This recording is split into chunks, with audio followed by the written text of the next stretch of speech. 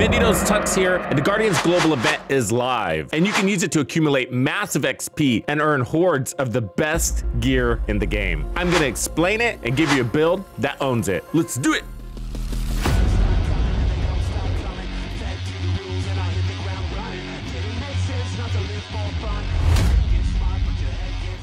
So I'm gonna explain the Guardians event as I go because I know it can be a little bit confusing and they don't give you all the details that you need in the event description itself. So Guardians, every group of enemies now have one or more Guardians. That's that symbol there. That's gonna be floating on their head. While the Guardian is alive, other enemies in the group will be immune to damage. Immune to damage. It's crazy. So eliminating the Guardians temporarily increases your weapon damage, rate of fire, reload time, restores armor, and removes immunity from protected enemies. So that's great. You get a little bit of buff and there's going to be a meter there. I'll show you that. The reason why some of these events aren't super popular is because the NPCs are already bullet spongy and now they're freaking immune on top of that. Yeah, well, all you gotta do is kill the Guardians. Not as easy as it seems, okay? And the reason why is because Guardians might be like hiding in the back and you got 10 immune enemies rushing you. So the rusher might be immune and the Guardian is hiding. What are you gonna do? It's one of those very challenging events. But today we're gonna successfully roll over it. Also, you have these challenges and you can complete these challenges for additional red stars. Every day you get a new set of challenges. So this event's gonna last for 2 weeks. So you can get hundreds or even thousands. A lot of players that know how to do this really well can get thousands. You have to activate the event. Just by activating the event, you're gonna get that first cash. Cha-ching.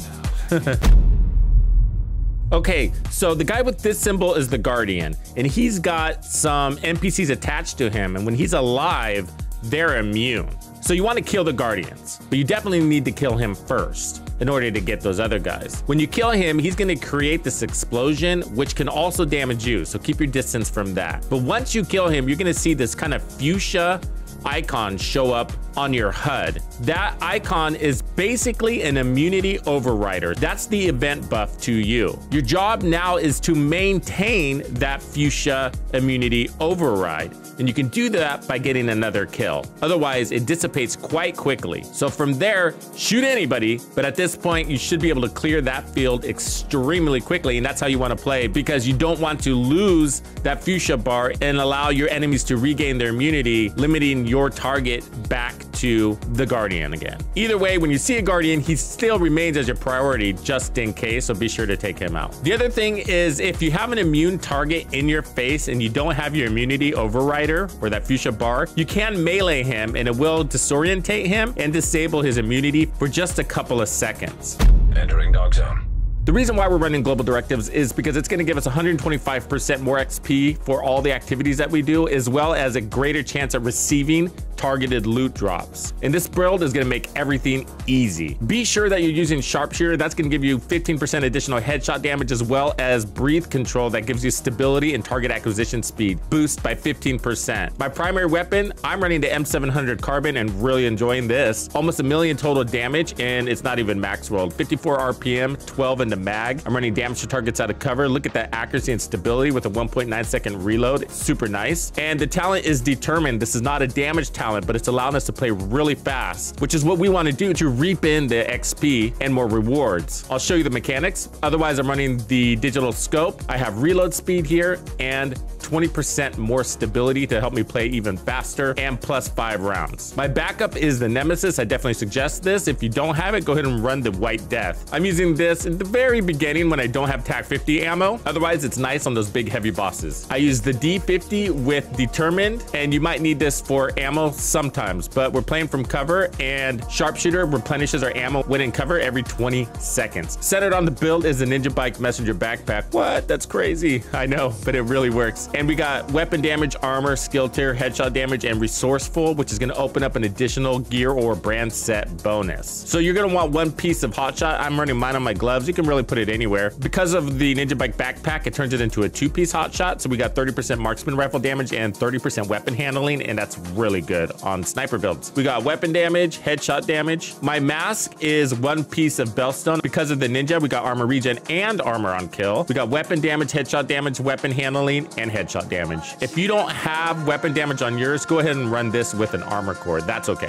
The knees our Uzina for total armor and another 10% armor on kill, making it a total of 20% armor on kill. We got weapon damage, headshot damage, and weapon handling. The holster is the Brazos. This is giving us 2 skill tiers, making it a total of 3 skill tiers on this build. Also skill haste, and we got headshot damage and weapon damage. The chest piece is Habsburg for headshot damage and marksman rifle damage. It comes with armor. I have weapon handling, headshot damage, and headhunter for that 1,250% total weapon damage. As far as headshot damage goes, on our primary, we have 264%. For skills, I'm using a tier 3 decoy. That's giving us almost 30-second duration, and a tier 3 fixer with 33,000 heals per second, and that's why we're running the skill tiers. Might as well take out the Guardian first. Easy. Take out that Guardian first. If I can get a headshot on him. Yeah, I see him. That's where stability matters. I forgot to show you my mods, but I got stability there and the weapon handling, and because there's weapon sway, and so that can be a harder shot than it seems.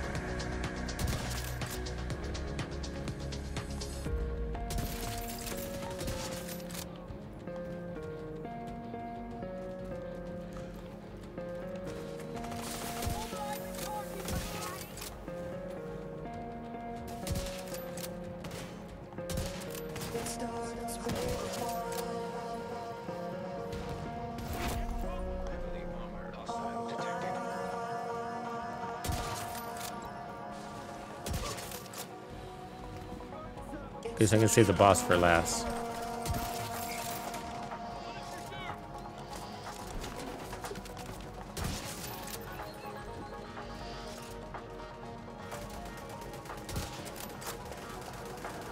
So let's pull it back up our buff here off the boss. Done. That's the first wave. Super fast. There we go. Get our decoy out.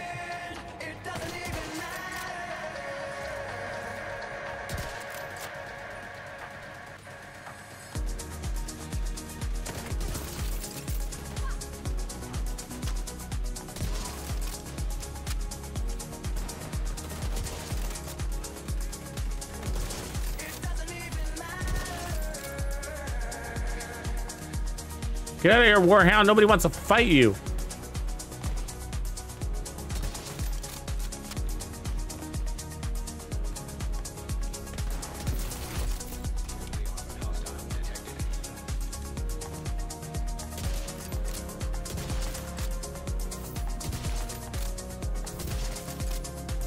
There's a boss.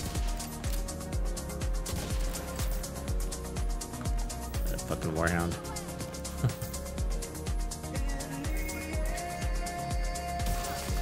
Boss. We're still, I mean, we beat that whole thing before the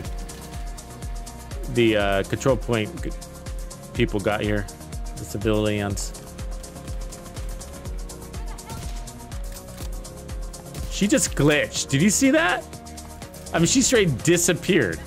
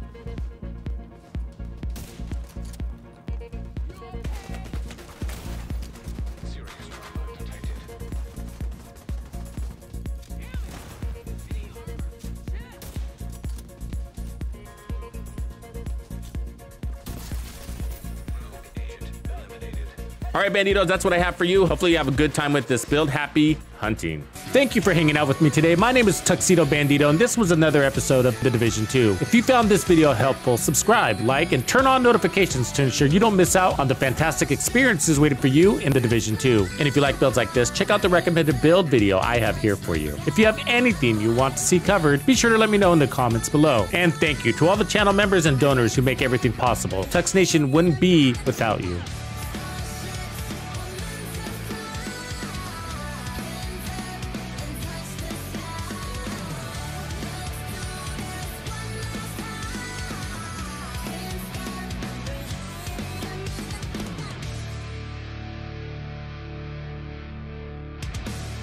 Follow me.